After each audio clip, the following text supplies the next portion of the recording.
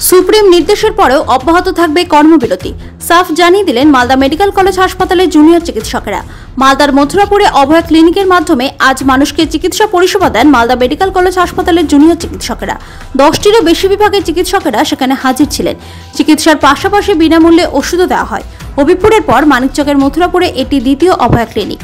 আর সেই ক্লিনিকে চিকিৎসা করার সময় তারা জানিয়ে দেন, যতদিন না আরজি করের ঘটনায় দোষীরা শাস্তি পাচ্ছে ততদিন কর্মবিরতি অব্যাহত থাকবে।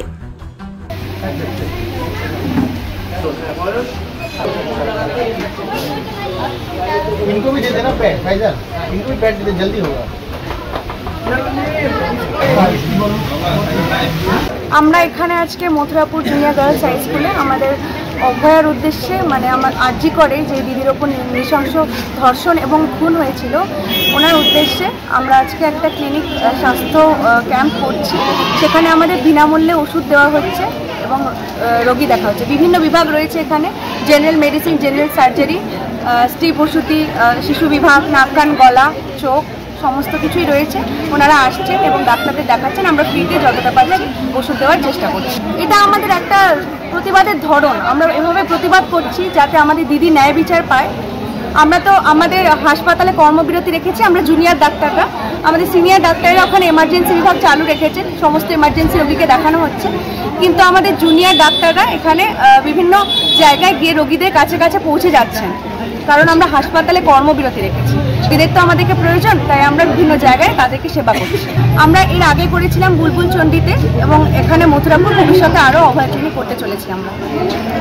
আমাদের কর্মবিরতি এখন আমরা তুলতে পারছি না, কারণ আমরা তো বিচার পাইনি না। আমাদের কর্মবিরতি বিচারের জন্যই, যতদিন না উপযুক্ত বিচার আমরা পাবো ততদিন আমরা কর্মবিরতি তুলতে চাই না। উদ্দেশ্য হচ্ছে যে এখানে যে গরিব মানুষজন রয়েছে বা আরও যারা রয়েছে তাদেরকে হচ্ছে যে বিনামূল্যে যাতে চিকিৎসা দেওয়া হয়। এবং আমরা যে মালদা মেডিকেল কলেজে আমরা জুনিয়র ডক্টররা যারা কর্মবিরতিতে রয়েছি, তো সেটা ওখানে সিনিয়র ডক্টররা কাজ করে যাচ্ছেন, অসুবিধা নেই, কিন্তু সেটাও যাতে কর্মবিরতি না থাকে, আমরা যাতে সেই পরিষেবাও দিতে পারি, সেটার জন্য আমরা বিভিন্ন জায়গাতে অভয়া ক্লিনিক করছি।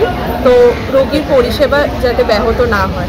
এখানে আরজি কর তো নিজে জিবি মিটিং করেছে, তাছাড়া আমরা নিজেদের মধ্যে আলোচনা করব, তারপর আমরা নিজেরা ডিসিশন নেব। এবং তাছাড়া আমাদের যে 5 দফা দাবি রয়েছে, এরকম হচ্ছে যে দোষী তার প্রপার হচ্ছে যে যেন বিচার হয়, তাছাড়া হচ্ছে যে সিপির পদত্যাগ, আর প্রত্যেকটা মেডিকেল কলেজ এবং প্রত্যেকটা কর্মস্থল যেখানে রয়েছে সেখানে যেন হচ্ছে সুরক্ষা দেওয়া হয়, তাছাড়া হচ্ছে যে দোষীদের শাস্তি এইগুলো যেন ঠিক করে হয়। আর হচ্ছে যে সন্দীপ ঘোষ, তার সে সাসপেন্ড হয়েছে ঠিক আছে, কিন্তু আসল যে কারণের জন্য মানে আরজি করেন যে ভিন্নতম অপরাধের জন্য যেটার জন্য গ্রেপ্তার হওয়ার কথা এবং তার যে শাস্তি হওয়ার কথা সেটা তো এখনও হয়নি। তো সেটা যত তাড়াতাড়ি হবে, তো সেই দাবিগুলো যত তাড়াতাড়ি আমাদের মেনে নেবে এবং কাজগুলো হবে, তো সেগুলো হলে ভালো।